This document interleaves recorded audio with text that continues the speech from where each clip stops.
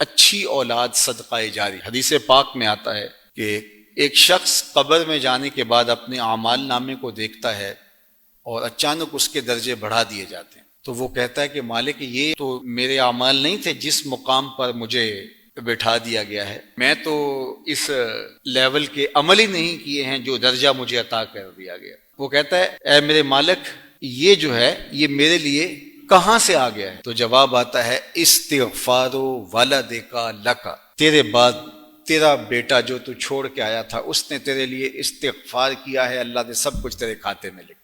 تو اولاد نیک ہو، اللہ اکبر۔ اور میں کہتا ہوں کہ اچھی اولاد ماں باپ کے لیے دعا کرتی ہے، استغفار کرتی ہے، اس کے لیے صدقے کا بھی اہتمام کرتی ہے، اس کے ایصال ثواب کے لیے کرتی ہے۔ اور اگر یہ سب کچھ نہ بھی کر سکے تو نیک ہو، اولاد صالح ہو، تو دن میں کتنی مرتبہ کہے گی ربنا اغفر لی ولوالدی۔ اولاد اگر نمازی ہوگی تو دن میں کتنی مرتبہ کہے گی اللہ مجھے بھی بخش دے، میرے ماں باپ کو بھی بخش دے۔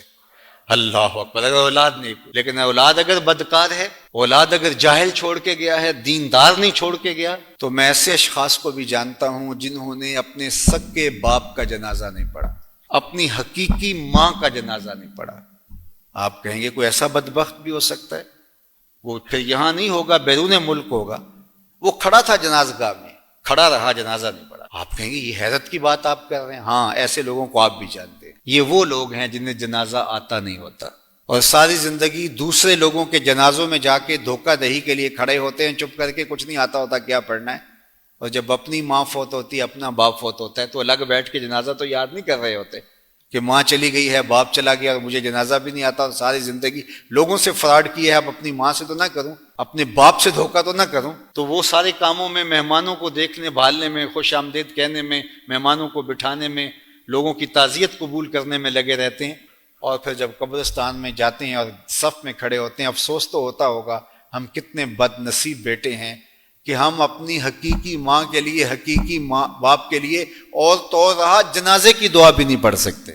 تو صالح اولاد کی نشانی بتائے گی وَوَلَدٌ صَالِحٌ يَدْعُو لَهُ، جو نیک اولاد ہوگی وہ ماں باپ کے لیے دعا کرے گی۔ جس طرح ماں باپ کی دعائیں اولاد کے حق میں قبول ہوتی ہیں، اللہ تعالیٰ ان کو رد نہیں کرتا، اس طرح اولاد کی دعائیں بھی ماں باپ کے حق میں قبول ہوتی ہیں۔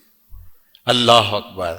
مجھے بتائیے کہ جب کوئی شخص ہاتھ اٹھا کے کہہ رہا ہوتا اللہ میری اولاد کی خیر کرنا، تو وہ دعائیں قبول ہوتی ہے، اور اگر کوئی شخص ہاتھ پھیلا کے دعا کرتا ہے کہ اللہ میرے ماں باپ کی خیر کرنا، میرے ماں باپ کی مغفرت کرنا، اللہ اکبر۔ ایک بزرگ تھے تو وہ فرماتے ہیں کہ ایک شخص فوت ہو گیا، تو انتقال کے بعد وہ خواب میں ملے تو پوچھا کہ کیا بنا؟ اس نے کہا اللہ نے میری مغفرت کر دی۔ کہا کیسے؟ کہا کہ میں اپنی بدعمالیوں کی وجہ سے عذاب قبر میں مبتلا ہو گیا تھا، لیکن جب میں فوت ہوا تو اپنی بیوی کی گود میں ایک بچہ چھوڑ کے آیا تھا۔ اب وہ بچہ تھوڑا بڑا ہوا تو ماں اس کو جامعہ میں، درس گاہ میں، مسجد میں چھوڑ آئی کہ اس کو قرآن پڑھا دیا جائے۔ تو قاری صاحب نے کہا کہ بیٹے پڑھو بسم اللہ الرحمن الرحیم، تو وہ توتلی زبان سے بار بار پڑھتا ہے۔ تو میرے رب نے مجھے بخش دیا کہ مجھے شرم آتی ہے کہ اس کا بیٹا تو مجھے رحمان اور رحیم کہہ رہا ہے اور میں اسے عذاب دے رہا۔ اچھی اولاد ماں باپ کے لیے دعا کرے تو اللہ تعالیٰ راستے کو کشادہ کرتا ہے۔